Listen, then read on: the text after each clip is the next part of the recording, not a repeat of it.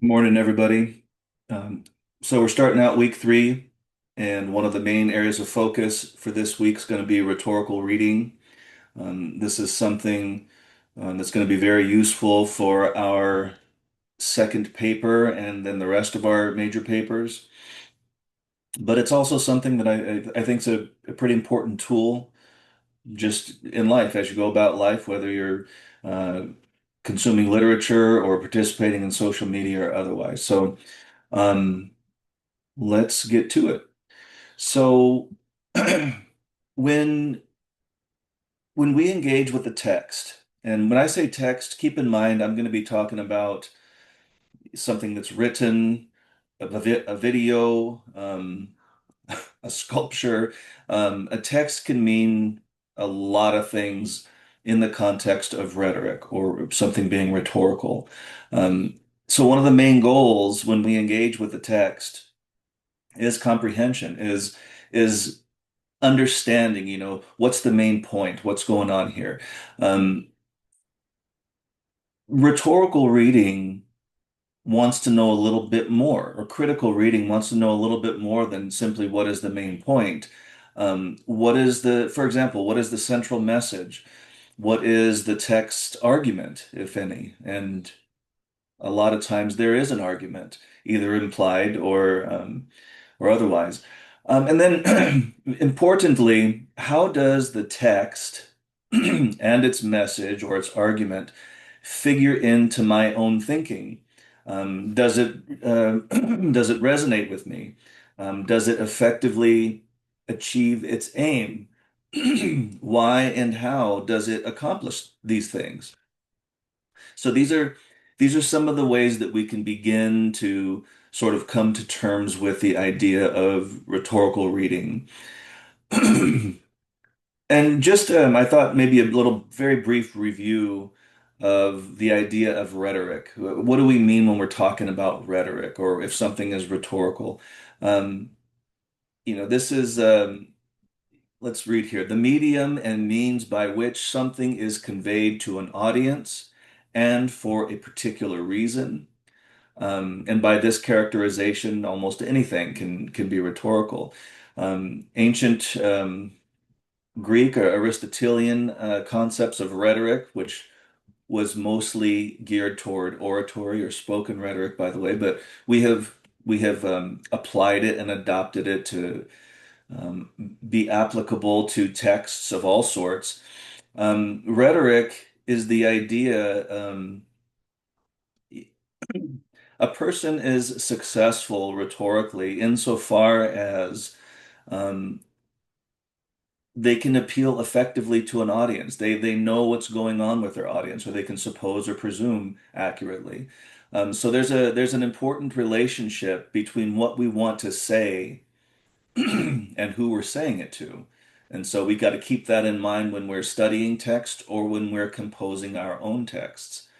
Um, One of my instructors years ago said people who study rhetoric are interested in the work that words do or visuals do.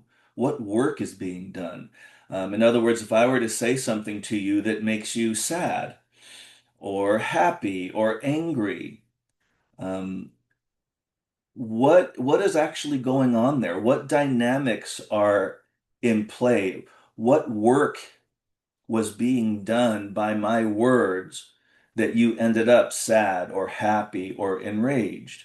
They're just words after all. But as we know, there is a lot going on oftentimes with words. This is the realm of rhetoric.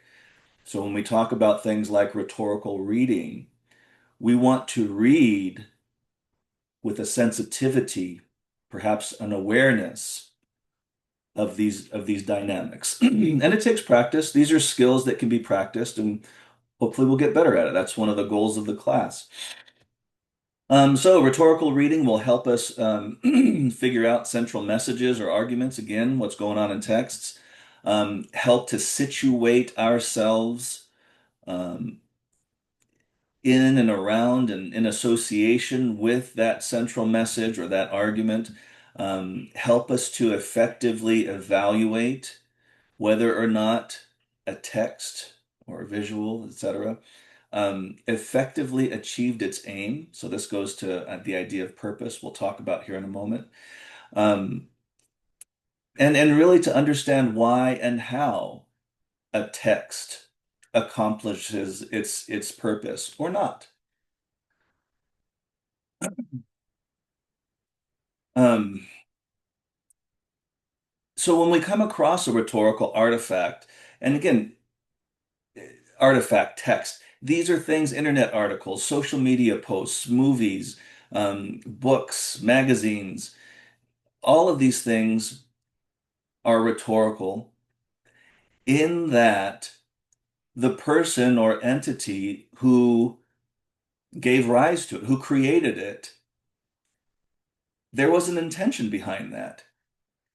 Things don't just materialize out of nothing on our social media feeds. Movies don't just show up in a theater. Somebody creates them, and whether they intend to or not, whether they mean to or not, those things that are created, there are intentions, there are purposes guiding them and steering them.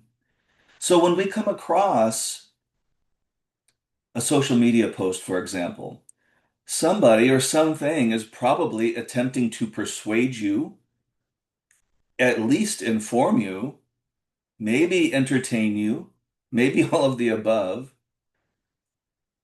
It's very rare that we encounter some type of text or rhetorical artifact that is just benign, that there is no intended effect it wants to have or it is supposed to have on its audience.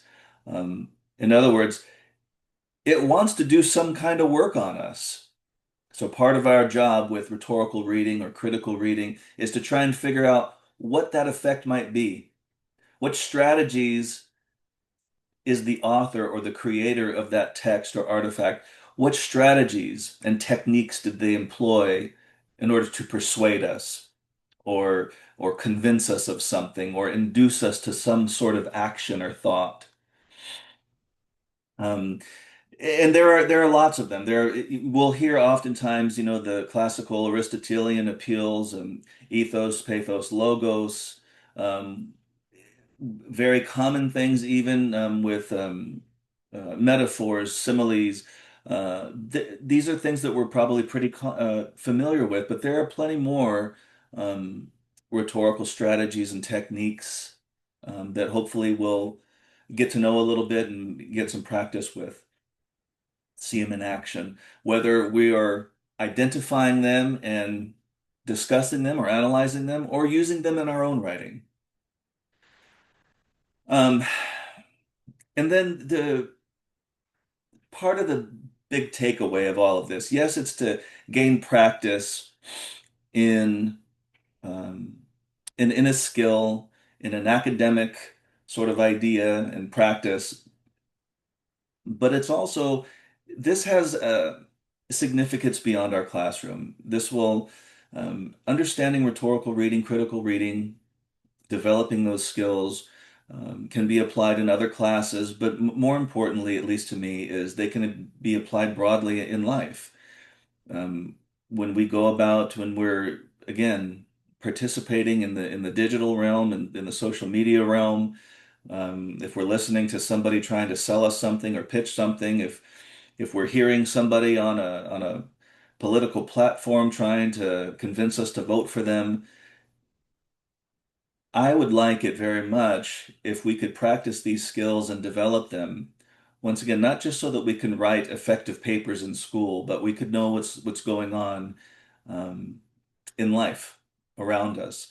And I say here, I want you to be the arbiter of what ultimately comprises your thinking and reactions and contributions, rather than being passively affected by what someone else wants you to think, wants you to feel, wants you to be. And rhetorical reading will help us do that. So um, let's keep this in mind as we again work through our second paper and then be on to all of our papers. Alrighty.